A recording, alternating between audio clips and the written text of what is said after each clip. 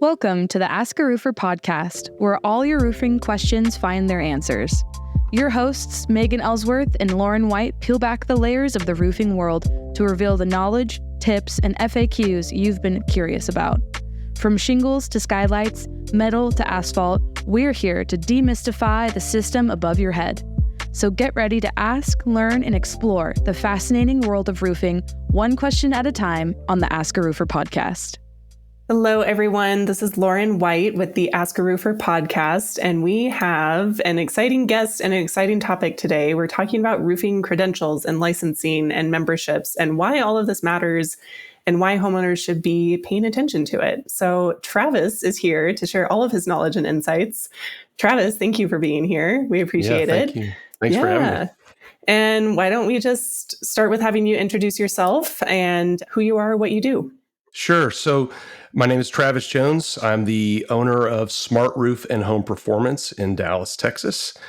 I started the company about 2.5 years ago, and I've been in the roofing industry since 2017. So basically 8 years now. So that's what we do. We do roofing, and we also, the home performance side of the business is our insulation and performance testing that we do. Great. Awesome. So like I said, today we're talking about kind of certifications, licensing, and why that matters. So why is it important for homeowners to understand like a contractor's license and certifications before, hiring them to work on their roof? It's a good question. And it really differs from state to state. So in Texas, we do not have a roofing license. The only license you can get is a voluntary license through our state organization, which is RCAT. So I have that license. You have to be in business 2 years. So I got it as soon as I could last fall. But I'm one of, I think the last time I heard, maybe 350 roofers in Texas have that license of the over 10,000 companies. So there's not a lot that have it. So we start to wonder if it's even worth it. And I can really just speak to my market. Where I think it's worth having a licensed contractor is, the first word I think I'll pick is accountability. It gives some form of accountability. Having a driver's license doesn't mean you're going to be a good driver. But if you're a bad driver, they can take that license away. Right. So I think making sure your contractors are licensed, starting there. If you do a bad job, it gives a place for a homeowner to reach out and say, I don't think they did this right. I don't think this is to code. And it gives them some kind of recourse. It's hard to get our courts to do anything. It's hard to get the city inspectors to really do anything. So we need some form of accountability. And I think licensing provides that. Yeah, definitely. And you were mentioning earlier that in the state of Texas, there's some shifting going around with that licensing. Can you tell us about that? Yeah. So right now, the Texas House is in session, and they are considering a bill that would make licensing mandatory for roofers. And there's passionate people on both sides of the argument. The side that's against it often feels like it's just a rubber stamp kind of thing. I mean, I think sometimes permits feel the same way in this market. We do pull permits for our jobs, but really all that, when we call in to get the roof inspected, the only thing I'll get a red tag for is if my guys forgot to put the dump receipt with the permit. They're not really making sure we tore down to the deck. They're not doing anything. So you could argue, and I sometimes think this, that getting a permit's just like paying a toll at the toll booth. There's no teeth. But if I had to choose between getting it or not getting it, I think there's reasons to get it. So, but I do understand the argument where they think licensing is going to be hard to enforce. They think it's going to maybe give people a false sense of security. Like, oh, he's licensed, he must know what he's doing. And I just think, I think that's a cop-out to use that excuse.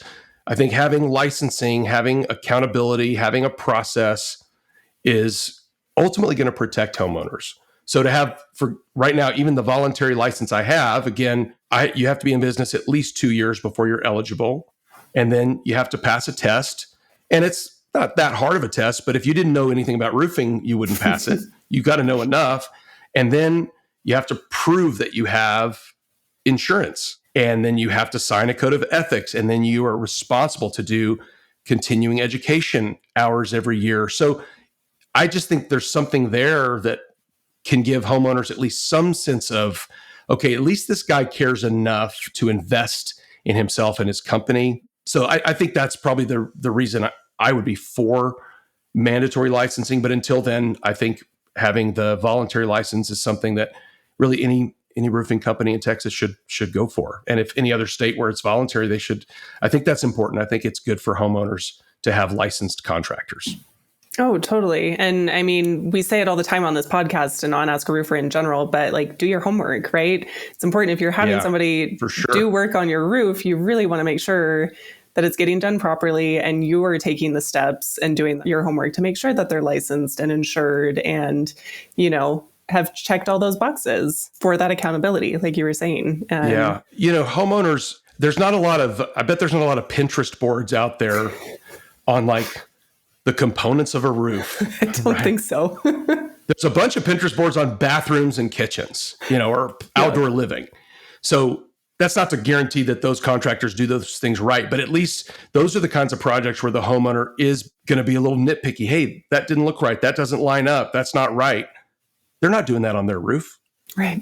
Most of them aren't getting on their roof, and they shouldn't. Right. Just don't get on. You got to be safe. But so how do we give them some kind of confidence that their roof is done correctly? And like you said, I think doing your homework, doing your own research helps. I think that's part of the process.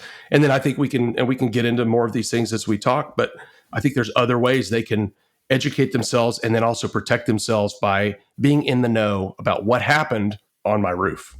Yeah, for sure. And so, an additional step that contractors can take is, besides getting, licensing insured, is getting certified through different companies. Like you are ICO certified, right? So tell us about that and what that means and why that's kind of just an additional thing to be looking at when you're researching roofers. So all of the manufacturers, and there's multiple good ones. So we're ICO and we're also GAF certified. I've installed a lot of Owens Corning shingles in the past with my other company. I've installed Malarkey shingles with another company. So there's a lot of really good shingles out there and good manufacturers. And the truth is, they want their products to succeed. And so to see their products succeed, they want them installed correctly. And so having some kind of a certification for their roofers and say, if you go through our training and if you put on our system, which we can talk about that too, what a system is. But if you do that, then you are eligible to register for the extended warranties. So I'll give you an example where that matters. I'm helping a client right now. She got a roof 5 years ago and by a reputable manufacturer. I'm not going to name them. That roof, she had me get on it because of some wind storms and she wanted to make sure it was okay. I got on it. The roof was actually okay, except I noticed it was blistered all over. So I'm kind of looking around. Okay, they've got ridge vent. They have soffit vents. The ventilation looks okay. What is happening? And I said, I think you need to file a warranty claim. We went through the process and the manufacturer did, to their credit, they said, we agree, this is a warranty claim. We are going to pay for this roof, except they're not paying for the whole roof because there was not an extended warranty put on it. So what they're paying for, shingles and a little bit of labor, and that's it. They're not paying for the accessories. They're not paying for tear off. In other words, this homeowner was going to be stuck with a very large bill. We actually worked with one of their reps who was able to get some other things covered for us. So they're still going to have to come out of pocket. It's more like paying a deductible. But if that roof had an extended warranty in the exact same scenario, they would have zero out of pocket for a brand new roof. So that's where doing that research to say, are they going to install a system and register the warranty? It doesn't happen a lot, but it happens enough that it matters. Right. So, and then the system component, let me talk about that for a second. Yeah. So a roof is a system.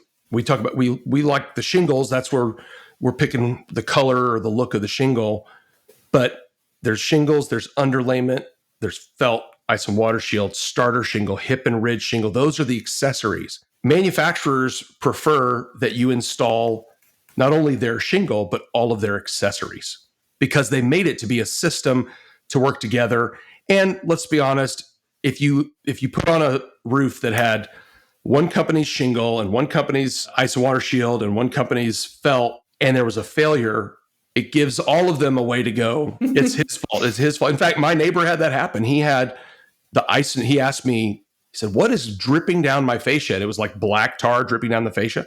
And it was the ice and water shield in the valley was melting. But that was not the same brand as the shingle. And so he couldn't get either one of them to pay for it. The ice and water shield, people were like, "Oh, it's the shingle's fault." The shingle's said, right. So that can feel like a cop out, and maybe it is. But I just think if I'm a homeowner, I want to know you're going to put on a full system that carries the best warranty possible, right, so that I'm protected in case of a product failure. Yeah, totally. Saving you money in the long run. Yes, for absolutely. sure. Yeah. And it may cost a little more, right? Those systems, those accessories, you can always, if you shop around, you can put together a cheaper system and it may be fine, right? I'm not saying it's going to fail, but it's just that protection of having the extended warranty that comes by being certified through the manufacturer and then installing their system. Right. And that peace of mind too, knowing that that system is built to last for X amount of years, right? Because some products might not last as long or, be covered for as long as the shingles or what have you. Yeah. And it comes down to a lot of that coverage.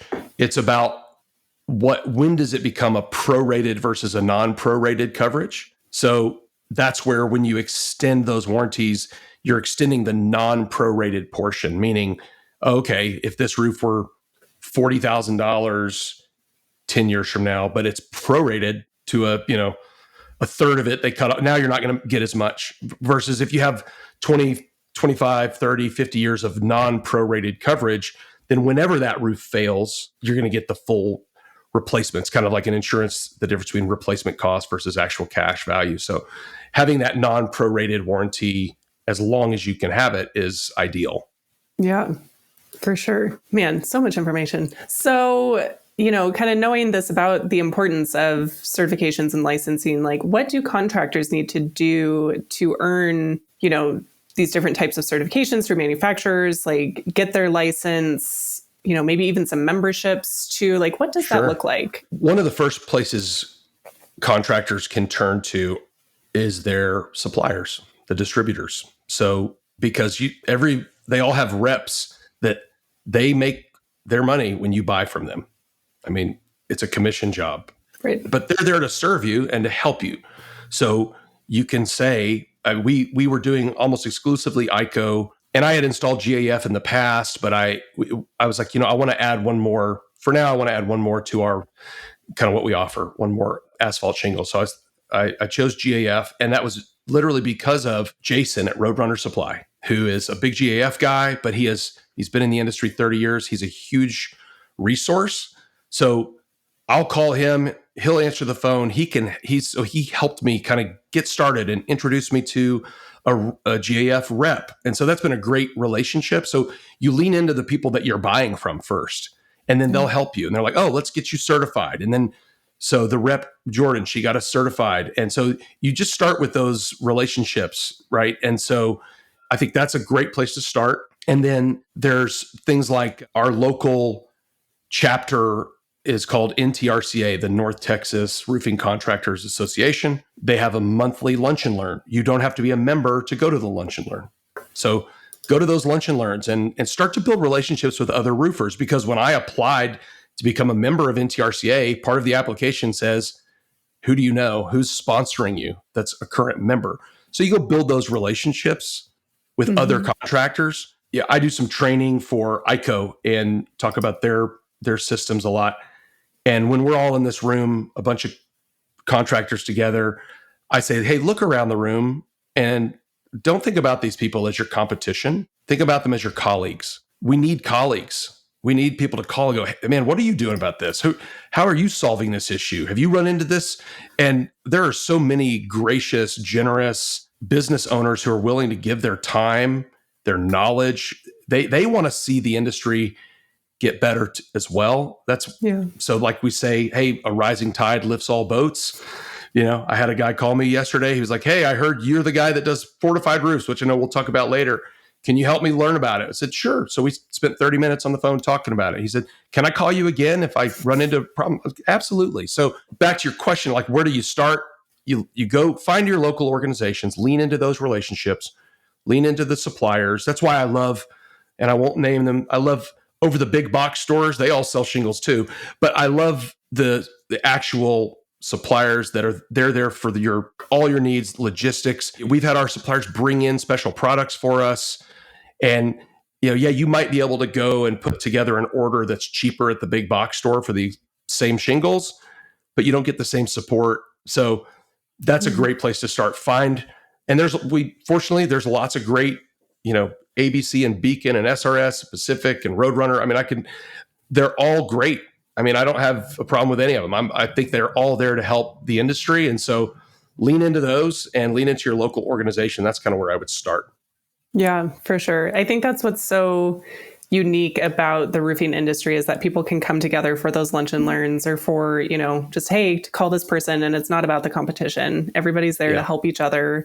And, it is still a competitive industry, but everybody wants to see the other person succeed, which I think is pretty cool in roofing. There's plenty of work out there. Right. The race to the bottom, as I say, the race to the bottom knows no end. There's always going to be guys being cheaper. But I don't think there will ever be too many people that say, we do it right, we pull permits, we register warranties, we build to code. Like, there's just not ever going to be too many contractors like that, I don't think, because there's too many. The incentives are not there, for everybody. Some people want to take the shortcuts. And so the people that want to do it right and that care about that, we benefit by helping each other. Yes, for sure. And so, what would be your advice for a homeowner who's listening to this, who's going to be looking to hire a contractor? What should they be looking for as they're doing their homework? We talked about licensing, being insured, maybe it's being a member of an association or some other kind of business association. What would you recommend? Yeah, so I think most of our business is referral based. So they're already coming to us from someone they know. But there's different kinds of referrals, right? It maybe there's someone you know really well and you trust, and they've had someone do that work and they refer you. That's one kind of referral. Others, it's like, oh, I heard that guy's a roofer. And someone may pass along your name. The first thing is check references. If you don't, depending on how well you know the person that sent you that roofer, or if they came and door knocked and you've chosen to go with that person, which, hey, I started door knocking. I'm not, just because you're door knocking doesn't mean you're doing it wrong, but you should be able to check references. Everybody likes to say, hey, read reviews. And I think reviews are good. Take those reviews with a grain of salt and make sure, dig deep. Unfortunately, there's a lot of fake reviews out there. So you want to look at reviews and see what you can understand. And honestly, even a bad review is not a bad thing. Like, if there's a bad review, how did they respond to it? Right. Most people are reasonable, but not everyone is. So maybe it's an unreasonable person. And so you got to kind of do your homework there. And then go and search. Are they part of an organization? And find out from them, what shingles do you install? Are you certified? Do you register the warranties? Like, those are some great questions to ask. And then, do you pull a permit? Are you insured? Can I see a copy your insurance? And sometimes, again, this is how you protect yourself. So they need to be insured. Sometimes we've even given letters of recommendation from our suppliers, because if somebody's behind with their supplier, the supplier can go after the homeowner. A lot of homeowners don't know that. Yeah. If the guy didn't pay their bill. So there's ways to vet, and it's really worth it. I know in a market like DFW, sometimes people do get roofs way too off. It feels like every couple of years, but let's just say a roof's going to last 15 plus years. That's a big investment, and you're protecting your home with that investment. I know it's a hassle, and roofing's not a sexy thing, but take the time to dig in and kind of do some research and maybe understand a little bit about what goes into a roof. Like, I always am telling people, make sure that they're tearing down to the deck so they can inspect the decking. That's part of installing to code and to manufacturer specs.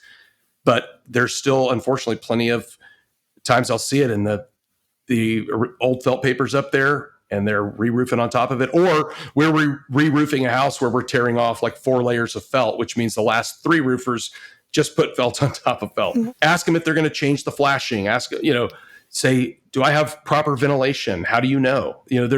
But it takes the customer really taking time to do some research. Fortunately, there's lots of great videos on YouTube. There's ways you can do that research. You can go to manufacturer sites yourself. You can go to the like RCAT and NTRCA. They have resources for homeowners. Fortified is a place where people are going and finding great resources. So you got to do your homework if you're a homeowner, if you want to make sure that it's done well. Definitely. Yeah. And Ask a Roofer, you can find a lot of that information on the site too. So since we're talking about Fortified and we brought it up a couple times, let's dive into that a little bit more and explain what it is and why it's also important. Yeah. Fortified is it's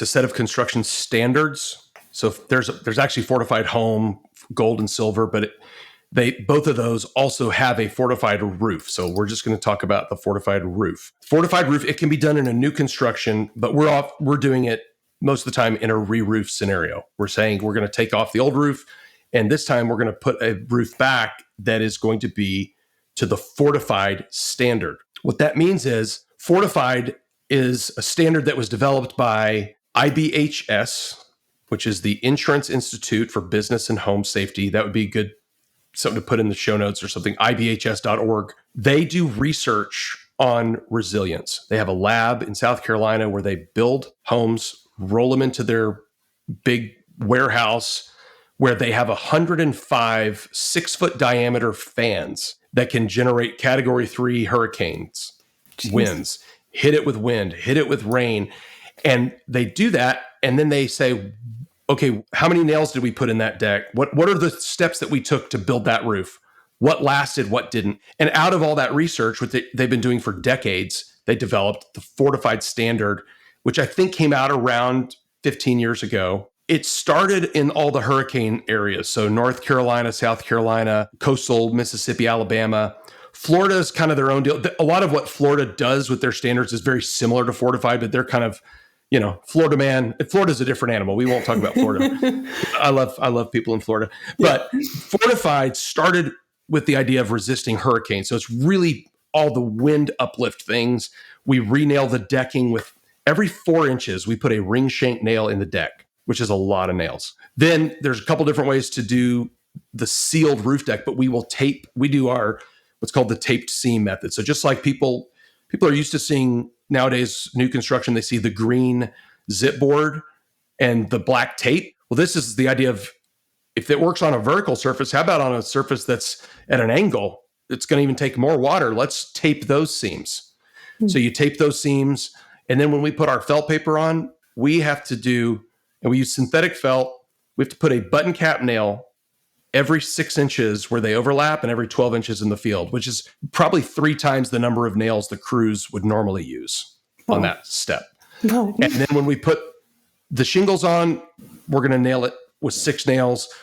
And then the edge details, we're using a better drip edge, nailed. It's a 26 gauge drip edge that goes 2 inches on the deck and is nailed every 4 inches. See, a lot of these components, before you get to the shingle, the mentality is, you're just tacking it into place until you can put the shingles on.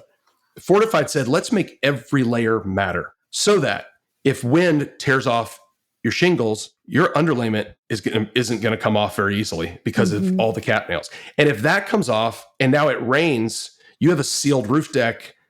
And they've proven this with IBHS, proved this in their lab. 95% of the water that would normally get in a house with open seams, it keeps out 95% of that water. Wow. So that could be the difference between needing a new roof and needing a new living room. Right. Water damage, moving out, it just drives up costs. So IBHS, it's an insurance industry funded research arm to come up with more resilient roofs to lower what they're having to pay out. So that serves them. But the good news is that also serves the homeowners, because who wants to have to replace their roof more often or have water damage in the house? Water's the enemy. It destroys buildings. We got to keep water out. Right. So that's what a fortified roof is.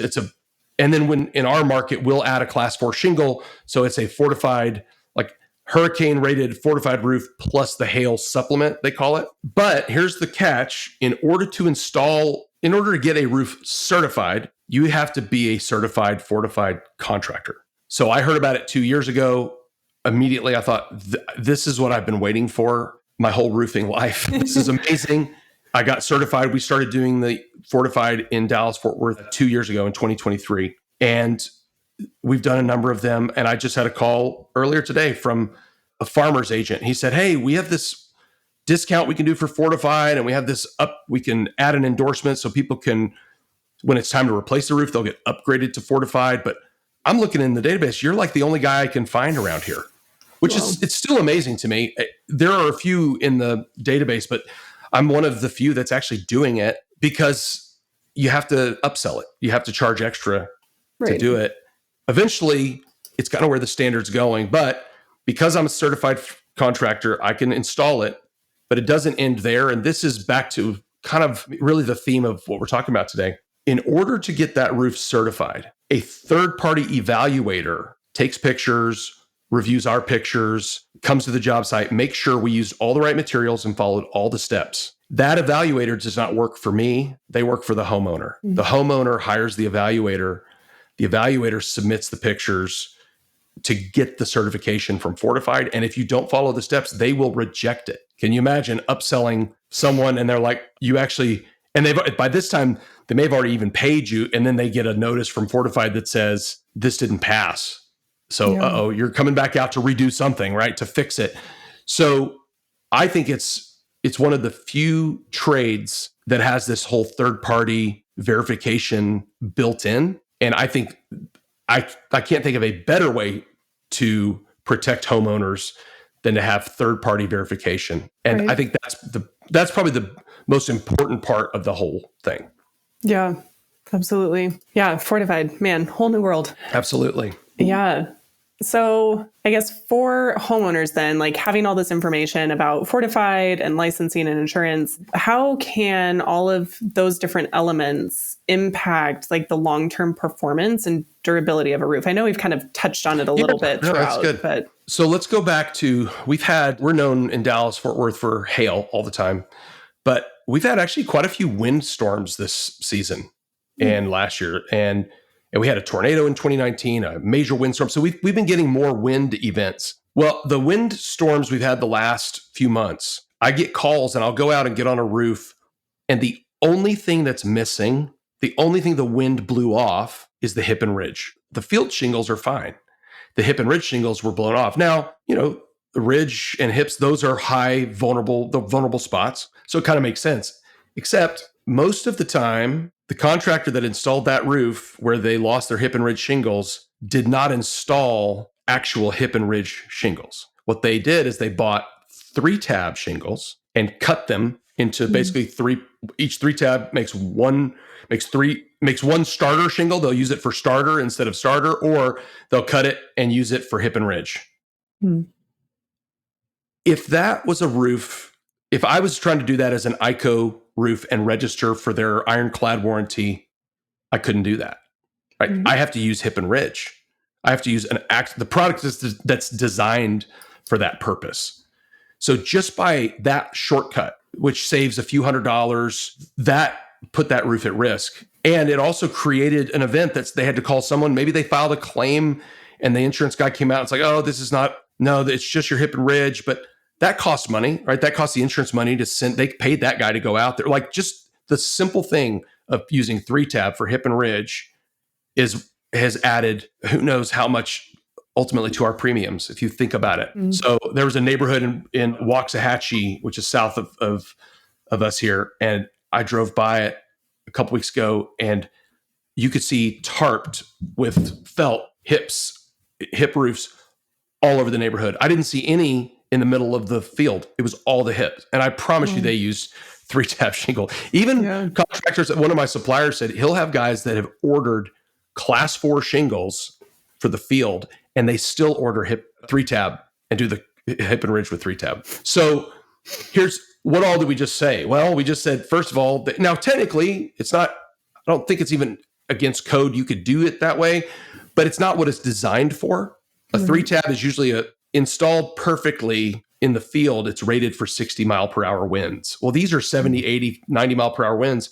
And by the way, it's not even designed to go on a hip. Like the sealant's in the wrong place. Like, whereas if you get a hip and ridge shingle, those aren't going to blow off with 60, 70, 80 mile per hour winds if they're put in right.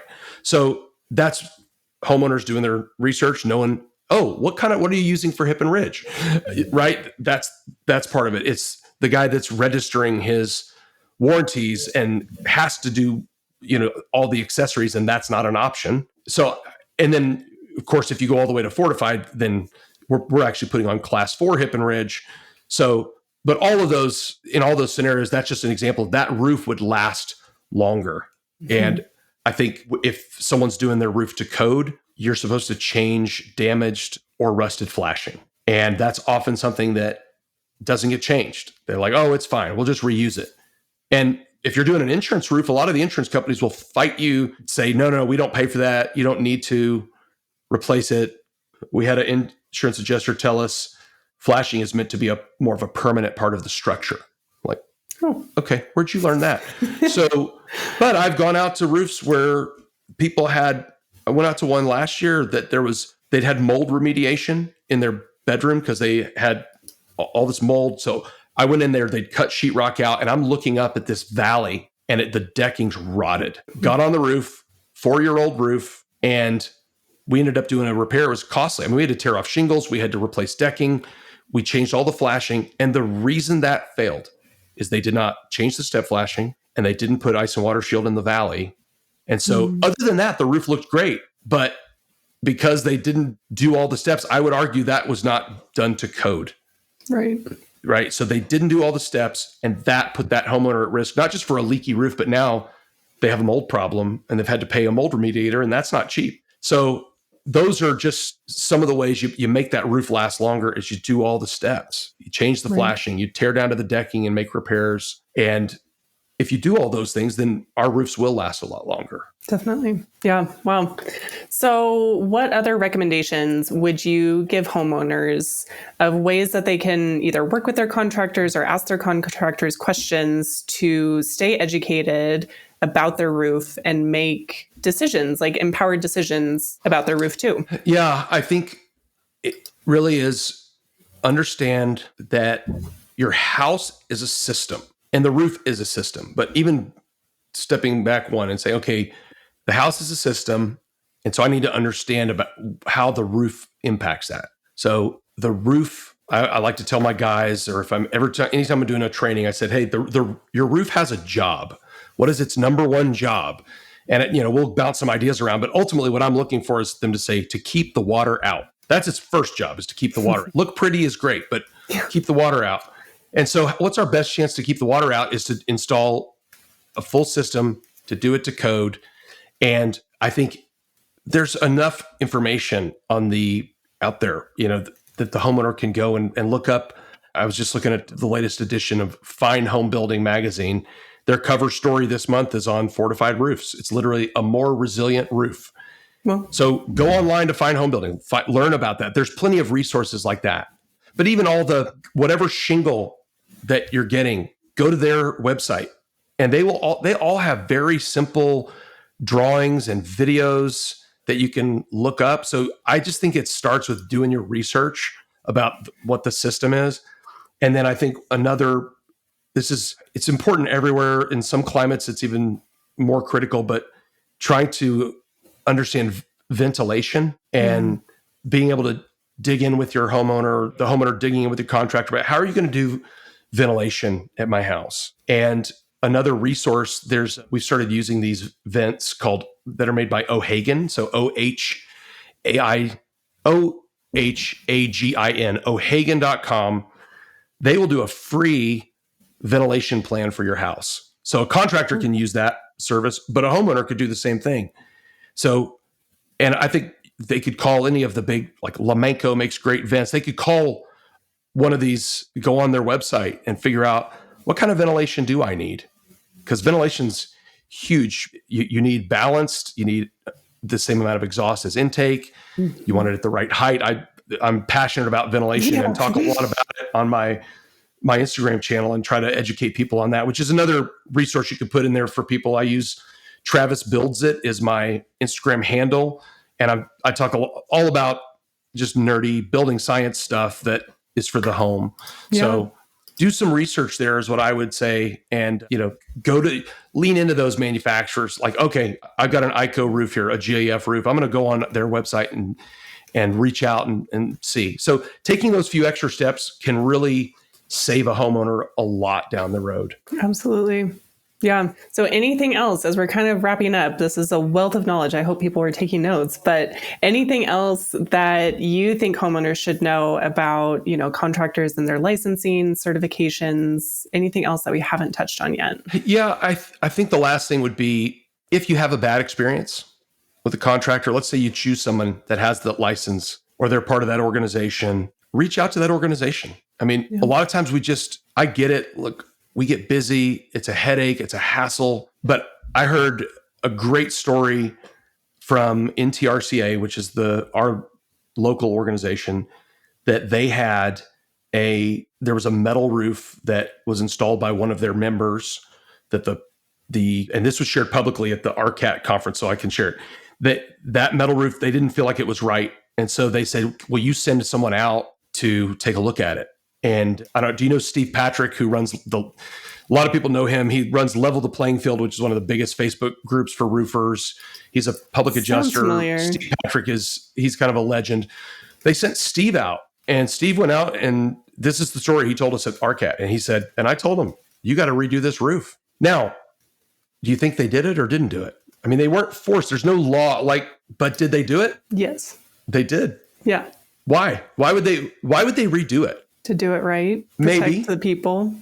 Maybe, but you know what else? They don't want to be ostracized by their peers. Reputation. If they say no, now they've been called on the carpet. They have a choice to make. Right. Are we gonna take this one as a very painful lesson and stay in, the community? Right. Or are we going to say no? And who knows what would have happened, but I think, would you want to be kicked out of that organization because you weren't willing to make something right, that somebody that has no stake in it said, no, you would need to redo this.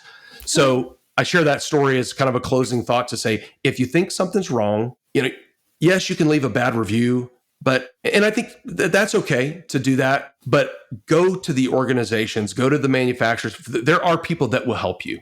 Yeah. And so if you feel like you've gone through these steps, I vetted this contractor, they were certified, they had this credential, and I still didn't get the right roof, or we still have a problem.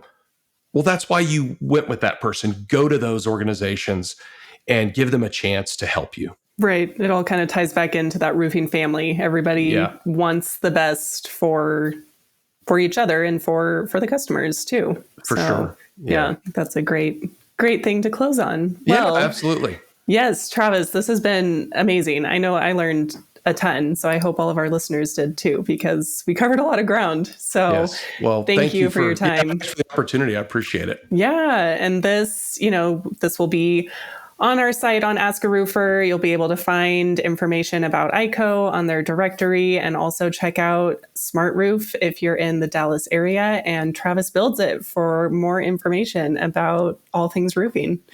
Awesome. Yeah. Well, thank you. All and right. We'll see you next time.